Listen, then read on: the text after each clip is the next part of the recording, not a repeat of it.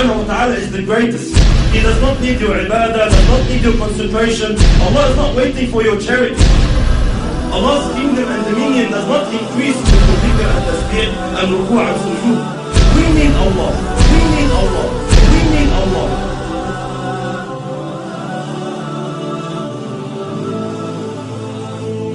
The issue of salat, the problem that we are facing with salat is that salat has to do with spirituality. It has to do with feelings that come through your heart and thoughts that come through your mind. A successful Muslim, like Allah subhanahu wa ta'ala says, قَدْ أَفْلَحَ الْمُؤْمِنُونَ الَّذِينَ هُمْ فِي صَلَاتِهِمْ خَاشِعُونَ. Verily the believers are successful, they are the ones who have khusyu' in their salat. They pray properly, they stand before Allah subhanahu wa ta'ala properly. A crucial step, a crucial cornerstone in achieving this target is to know who you're standing in front of. Who are you speaking to? Which words are you reading? These feelings, this set of feelings, they have to come through your heart, and the more they take you on, the more they are in your heart, the better your salat is. And the weaker these thoughts and feelings come to your heart, the weaker your prayer is. Most of us, my brothers and sisters, when we stand in our salat, we are daydreaming. That's the honest truth. 90% of us, we're daydreaming in our salat. We're not even thinking of what we are supposed to think about. The thought of thinking of something doesn't exist. Why? Because the intention is not there, the strength is not there, the understanding is not there. This is why briefly, inshallah, what feelings, what emotions must come through our hearts standing before Allah subhanahu wa ta'ala? How can we assist? How can we basically amplify these feelings? Number one, knowing who Allah subhanahu wa ta'ala is. Who am I talking to? Who am I standing in front of? Allah subhanahu wa ta'ala, my brothers and sisters, does not need us. Allah subhanahu wa ta'ala is the greatest. He does not need your ibadah, does not need your concentration. Allah is not waiting for your charity. Allah's kingdom and dominion does not increase with your dhikr and tasbih and ruku' and sujood.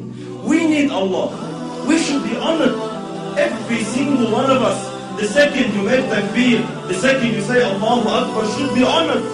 That Allah subhanahu wa ta'ala has allowed you a window of opportunity to speak to Him, to stand before Him. This is why the ulama say, whoever wants to talk to Allah, he should pray.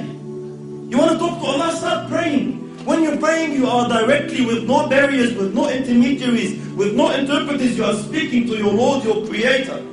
This is why very, very important that we realize who we're talking to, my brothers. It's a small brief hadith.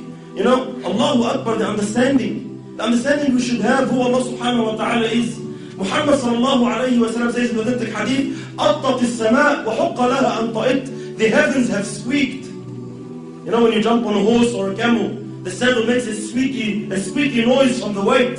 أَطَّتِ السَّمَاء وَحُقَّ لَهَا أَنْ طَئِتْ. The heavens have squeaked, and they have a right to squeak. مَا فِيهَا مَوْضَعَ أَرْبَعَ أَصَابِعَ. Our Prophet is saying, our teacher is saying, sallallahu alayhi wa sallam, there's no space of 4 fingers in all this universe, إِلَّا وَمَلَكٌ سَاجِدٌ لِلَّهِ تَعَالَى, except that there is an angel who has prostrated his head before Allah subhanahu wa ta'ala. Every 4 fingers, billions and billions of angels, billions and billions of creations of Allah are continuously praising Allah subhanahu wa ta'ala. Allah subhanahu wa ta'ala says, تُسَبِّحُ لَهُ السَّمَوَاتُ السَّبْعُ. The 7 heavens and what it contains, and what is in there. تُسَبِّحُ لَهُ السَّمَوَاتُ السَّبْعُ وَالْأَرْضُ, and the land, وَمَنْ فِيهِنْ, and everyone inside them, and everyone within the boundaries. تُسَبِّحُ لَهُ السَّمَوَاتُ السَّبْعُ وَالْأَرْضُ وَمَنْ فِيهِنْ وَإِن مِّن شَيْءٍ إِلَّا يُسَبِّحُ بِحَمْدِهِ وَلَكِنْ لَا تَفْقَهُونَ تَسْبِيحَهُ. Everything is praising Allah. Rock, land, tree, whatever it is praising Allah, glorifying Allah. وَلَكِنْ لَا تَفْقَهُونَ تَسْبِيحَهُ إِنَّهُ كَانَ حَلِيمًا. But you don't understand, you don't comprehend the praise, you can't hear the praise. But everything is praising Allah. Allah is not in need of you. Allah is not in need of you standing, feeling obliged like most of us. Why do we pray? Majority of us, my brothers, we pray to offload the obligation. Alhamdulillah, I finished my salat. If you come and stand before Allah with this intention, are you unaware that Allah subhanahu wa ta'ala knows exactly what is going through your heart at that stage? When you come and say, I just want to get dhuhr over and done with.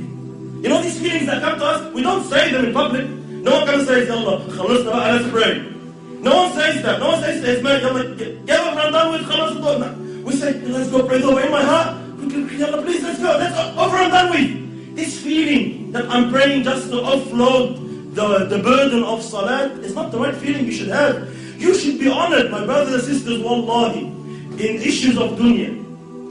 When we deal in our dunya here, with human beings like us, wallahi, subhanallah, if you stand in front of someone you're afraid of, like a judge in court, or a bully of some sort in Auburn, or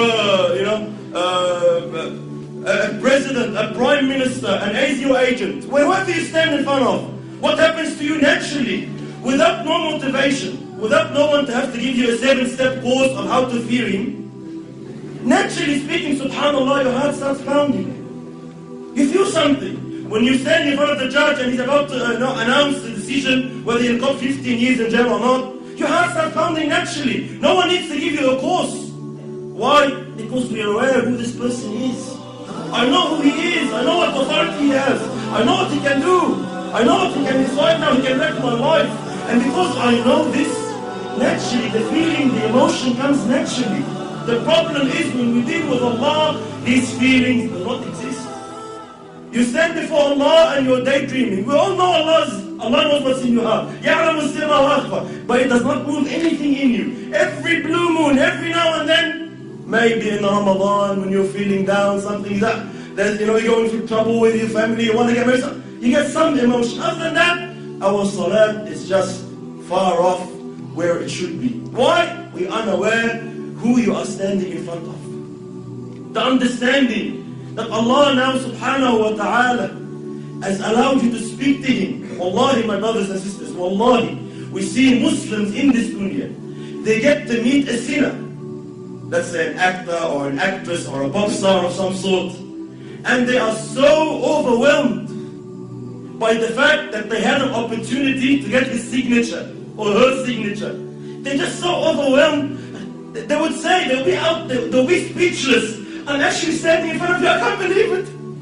And they'll be so, they'll be so touched that, he's allowed them 5 minutes of his time. We have these feelings with mashayikh even. Sometimes the super sheikh comes from overseas and we find all the boys and I'm giving him salam, I can't believe it. Subhanallah, every time I see such a situation, it always reminds me of Allah. Subhanallah, who is this person? Regardless, all ranks preserved. Who is this person? The Shaykh once said, imagine if you were to meet Muhammad sallallahu alayhi wa sallam, what would you feel? Imagine if Rasulullah said, I'll give you 5 minutes of my time, come meet me. What would you think? Would you daydream? Would you be sitting with Rasulullah thinking of your wife? Would you be sitting in front of Muhammad sallallahu alayhi wa sallam thinking about work? No way on earth. Why? Prophet of Allah is he. You'll be taken. You'll be absorbed in the discussion. But subhanAllah, we stand before Allah every day 5 times daydreaming. Why? We are unaware who Allah subhanahu wa ta'ala is. And how patient is Allah? How merciful is Allah subhanahu wa ta'ala, my brothers? Imagine Allah subhanahu wa ta'ala knowing, seeing what's in your heart. He gave you everything. He gave you the wife you're busy with. He gave you the husband you're busy with. He gave you the job you're thinking of. He gave you everything you're thinking about that's distracting you from Him. And He knows that, and He is patient with you. He is Halim subhanahu wa ta'ala. He still accepts you. He still allows you.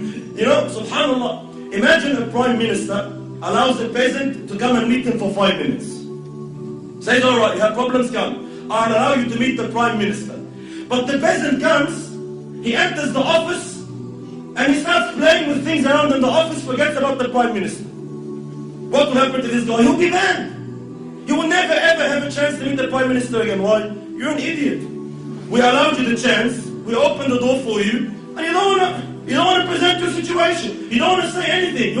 You get busy with something else. Why did you come? Likewise, imagine Allah subhanahu wa ta'ala, the King of Kings, 5 times a day allows you an opportunity to speak to Him, to complain to Him, to beg of Him, to ask of Him, and you are daydreaming. And Allah subhanahu wa ta'ala still allows you. Allah doesn't ban you. Allah doesn't say, this guy is disrespectful. No, Allah is patient.